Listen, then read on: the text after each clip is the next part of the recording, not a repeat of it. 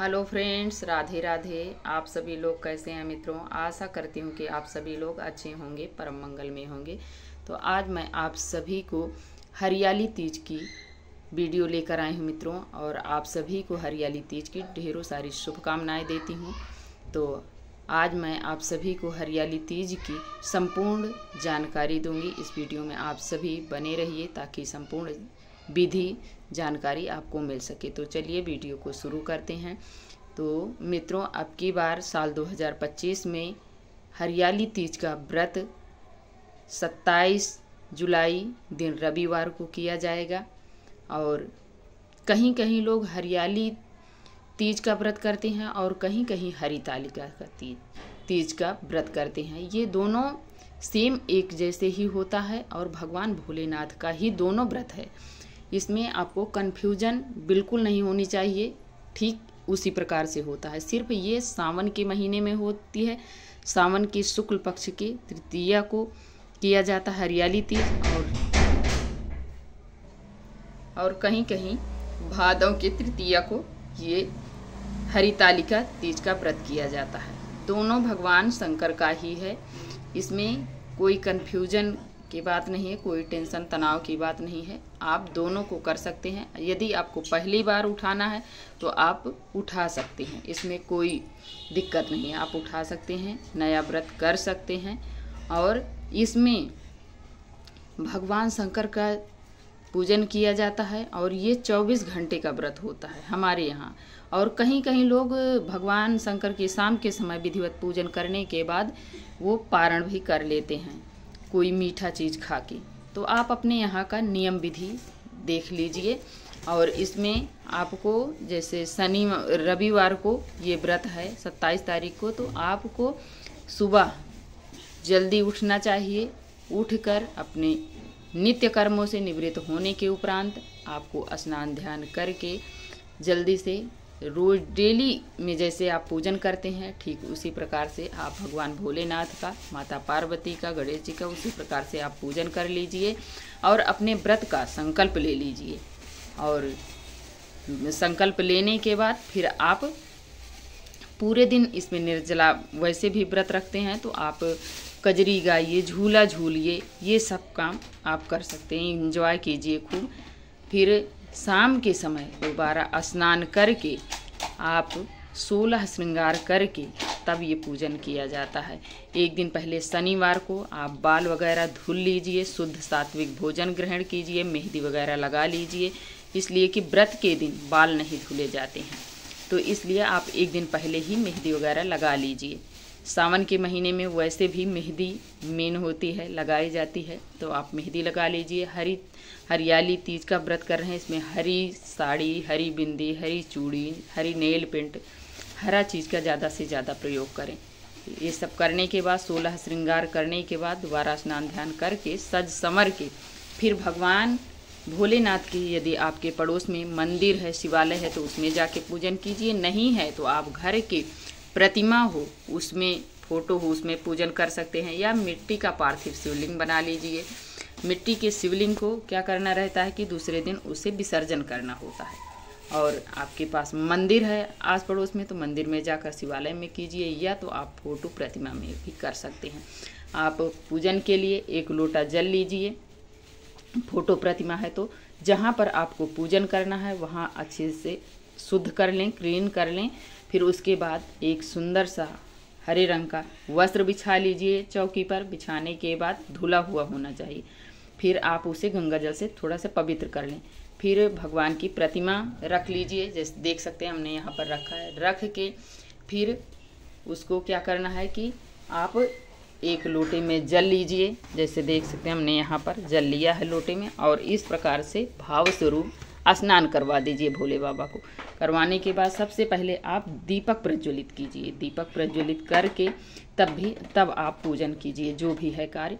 फिर आपको स्नान करवा दिए हैं, सबसे पहले आप तिलक कीजिए। तिलक में सफ़ेद चंदन से, भस्म से आप भोलेनाथ को तिलक कीजिए। माता पार्वती को सिंदूर से, रोली से, कुमकुम से, गणेश भगवान को, कार्तिक को कीजिए। करने के बाद भगवान शंकर को, यदि आपके पास जनेऊ है तो जनेऊ समर्पित कीजिए, पहनाइए, वस्त्र स्वरूप कलावा समर्पित कर दीजिए, माता पार्वती को चुनरी समर्पित कर दीजिए। फिर इसके बाद आपको माला वगैरह है, पुष्प है तो वो समर्पित कीजिए। और अक्षत जो है चावल को कहते हैं, चावल टूटा हुआ नहीं होना चाहिए, आप चावल समर्पित कर दीजिए। फिर इसके बाद धूप जलाकर रख दीजिए। धूप जलाकर रखने के बाद फिर आपको क्या करना है, भगवान शंकर जी के लिए आपको मीठा वगैरह जो भी है आपके घर में वो आप भोग लगा दीजिए भगवान शंकर को। नहीं है तो जैसे मिश्री है या ड्राई फ्रूट्स हैं उसका भी आप भोग लगा सकते हैं। लगाने के बाद आप माता पार्वती के लिए सुहाग की सामग्री मित्रों जरूर चढ़ाइएगा, जो आपसे बन पड़े 5, 7, 16 जो आपसे हो सके उतना जरूर आप श्रृंगार की सामग्री जरूर चढ़ाइएगा। फिर इसके बाद भगवान शंकर को जो भी आपके पास ऋतु फल हो वो ऋतु फल का भोग लगा दीजिए। इस प्रकार पूजन किया जाता है। भोग लगा दिए, फिर इसके बाद आपको कपूर से आरती करनी है।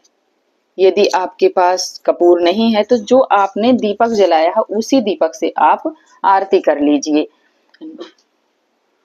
उसी से आप आरती कर लीजिए। यदि कपूर है तो कपूर से आरती कीजिए, नहीं है तो कोई बात नहीं, इसी दीपक से उठाकर आप आरती कीजिए। और आपको आरती आती है तो आरती गाइए, नहीं आती है तो 5-7 बार आप घुमा कर रख दीजिए।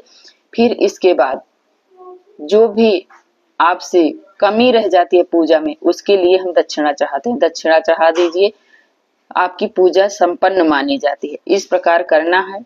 करने के बाद फिर जो लोटे में जल लिए हैं वो जल आपको चंद्रदेव को अर्घ देना है।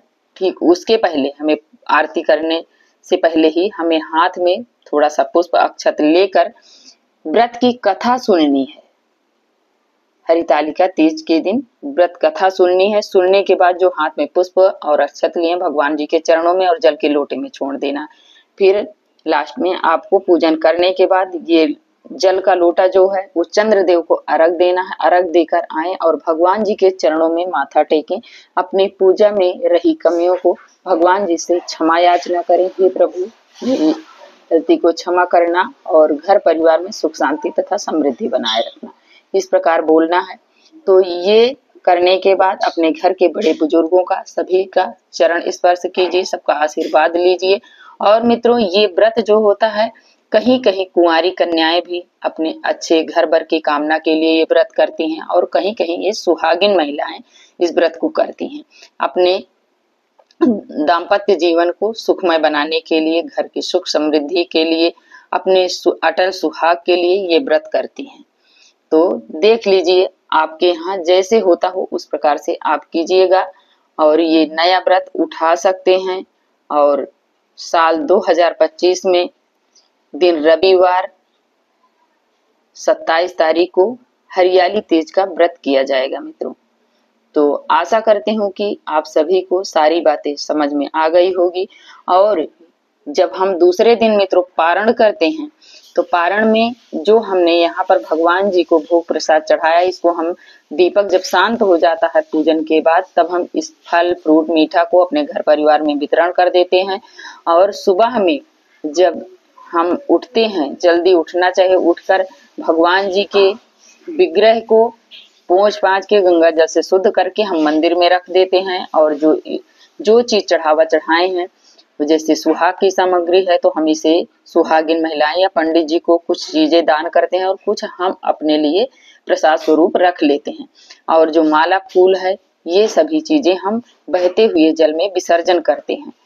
तो करने के बाद स्नान ध्यान करके फिर से हम भगवान जी को जल वगैरह चढ़ा के पूजन करके फिर जो हम प्रसाद चढ़ाए रहते हैं उसमें से हम प्रसाद लेते हैं। प्रसाद लेकर ही हम पारण करते हैं। फिर इसके बाद हम पंडित जी को सीधा दक्षिणा निकालते हैं, निकाल कर ही भोजन ग्रहण करना चाहिए। भोजन में हमें गर्म भोजन करना चाहिए ताकि हमारा गला वगैरह सही रहे। ठंडा बासी भोजन नहीं करना चाहिए पारण में, इसको करने से हमारा गला खराब हो जाता है। तो आशा करती हूँ मित्रों कि आप सभी को पूरी जानकारी मिल गई होगी। और यदि आप सभी को ये मेरी वीडियो पसंद आती है तो आप ज़्यादा से ज़्यादा लाइक शेयर सब्सक्राइब कीजिए और ज़्यादा से ज़्यादा आप अपना प्यार दुलार आशीर्वाद हम पर बनाए रखिए। आपकी एक छोटी सी लाइक से मित्रों हमें बहुत हिम्मत एवं प्रेरणा मिलती है। तो आशा करती हूँ कि आप लोग जरूर करेंगे। और अब मिलती हूँ एक और नए वीडियो के साथ, तब तक के लिए जय श्रीमन नारायण।